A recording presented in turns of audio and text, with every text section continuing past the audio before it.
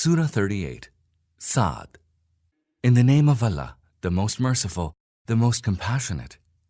Sa'd, and by the Qur'an, full of exhortation. Nay, but the unbelievers are steeped in arrogance and stubborn defiance. How many a nation did we destroy before them?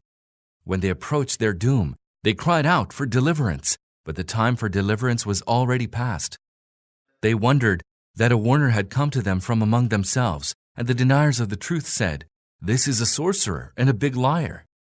Has he made the gods one single God? This is truly astounding."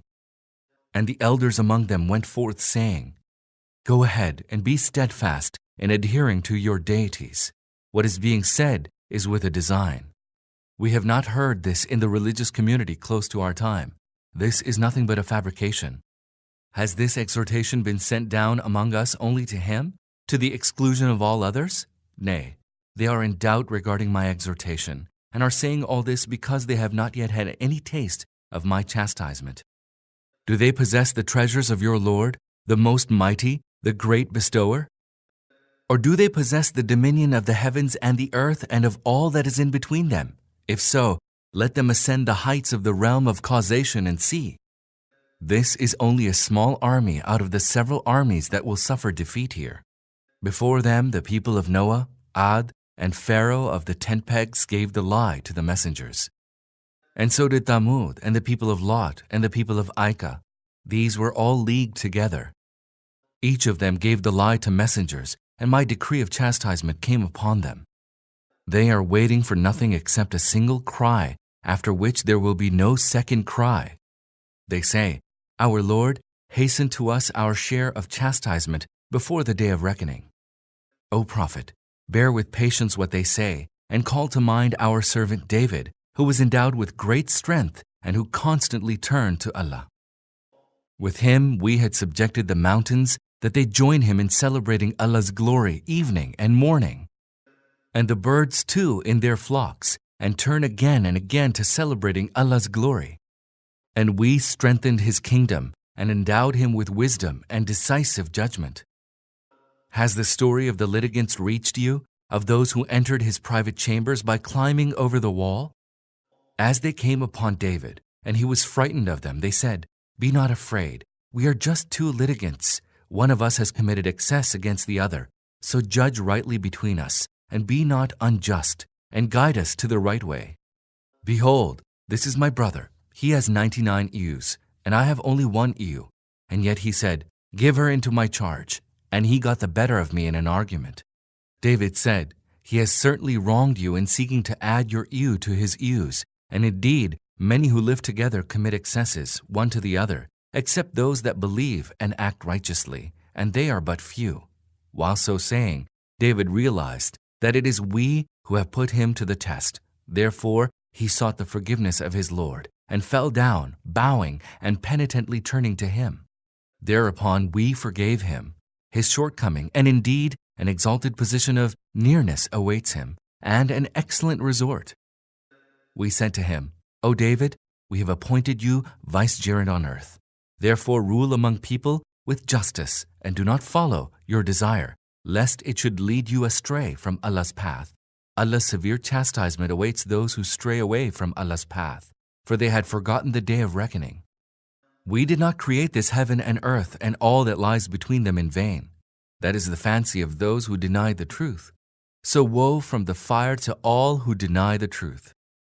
Shall we then treat alike those that believe and act righteously, and those that create mischief on earth, or treat alike the God-fearing and the wicked?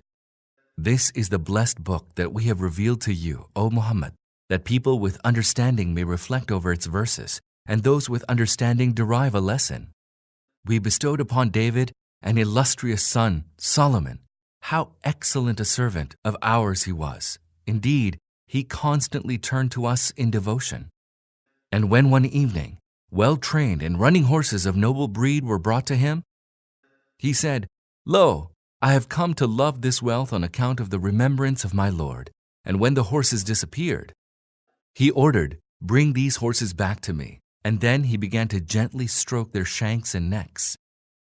Surely we put Solomon to the test and cast upon his throne a mere body, Thereupon he penitently turned to us. He said, "My Lord, forgive me, and bestow upon me a kingdom such as none other after me will deserve. Surely you are the bounteous giver." We subjected the wind to him, so that it blew gently at his bidding, wherever he directed it. And we also subjected the devils to him, all kinds of builders and divers, and others that were bound with chains. This is our bestowal, so give or withhold as you wish without account. Indeed, an exalted position of nearness awaits him, and an excellent resort. And remember our servant Job, when he cried to his Lord, "Behold, Satan has afflicted me with much hardship and suffering." We commanded him, "Stamp your foot on earth, and here is cool water to wash with and to drink." And we granted to him his family, and also the like of them, as a mercy from us, and as a reminder to people of understanding. And we said to him, "Take in your hand a bundle of rushes, and strike with it, and do not break your oath." Indeed, we found him steadfast. How excellent a servant of ours he was. Indeed, he constantly turned to his Lord. And remember our servants, Abraham, Isaac, and Jacob. They were endowed with great strength and vision. Verily, we exalted them in consideration of a sterling quality, their remembrance of the abode of the hereafter. In our sight, they are among the chosen and excellent ones. And remember Ishmael, Elisha, and Dhu al-Kifl. All were of the best. This was a remembrance. An excellent retreat awaits the God-fearing. Everlasting gardens with gates wide open for them, wherein they shall recline, wherein they shall ask for abundant fruit and drinks, and wherein there shall be with them well-matched bashful mates. All this is what you are promised for the day of judgment.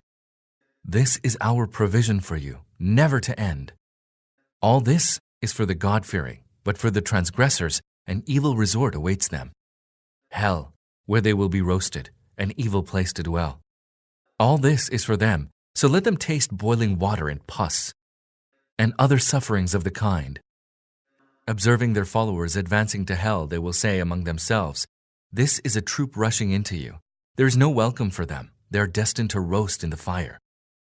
They will reply, "Rather, no welcome to you. You will roast in hell. It is you who led us to this end. What an evil resort." They will say, "Our Lord, give twofold punishment in the fire to him who has led us to this." They will say to one another, "But why do we not see those whom we considered him among the wicked? Is it that we mistakenly made fun of them, or have they disappeared from our sight?" Verily, all this is true. This is how the inmates of the fire will dispute among themselves. Tell them, O Prophet, I am nothing but a warner. There is no deity but Allah, the One, the Supreme, the Lord of the heavens and the earth and all that is in between them, the most mighty, the most forgiving. Say, this is a tiding of tremendous import, from which you are turning away. Tell them, I had no knowledge of the high council when they were disputing. I am told about matters by means of revelation only because I am a clear warner. When your Lord said to the angels, Verily, I am creating a human being from clay. After I have created him and breathed into him of my spirit, fall you down, prostrating yourselves to him. Then the angels, all of them, prostrated themselves before Adam. Except Iblis, he waxed proud and became one of the unbelievers. The Lord said, O Iblis, what prevented you from prostrating yourself before him, whom I created of my two hands? Are you waxing proud, or fancy yourself to be too exalted? He replied, I am nobler than he. You created me from fire, and created him from clay. He said, Get out of here. Surely you are accursed. And my curse shall remain upon you till the day of resurrection. Satan said, My Lord, then grant me respite till the day they are raised up. He said, You are of those who have been granted respite, till the day whose hour I know. Iblis said, By your glory I shall mislead them all, except those of your servants, the chosen ones from amongst them. He, i.e. Allah, said, This is the truth, and I only speak the truth. I will certainly fill the Jahannam with you and with all those among them who follow you. O Prophet, tell them, I do not ask you for any recompense for the performance of this task, nor am I given to affectation. This is nothing but an admonition for all people the world over. You will know the truth of the matter after a while.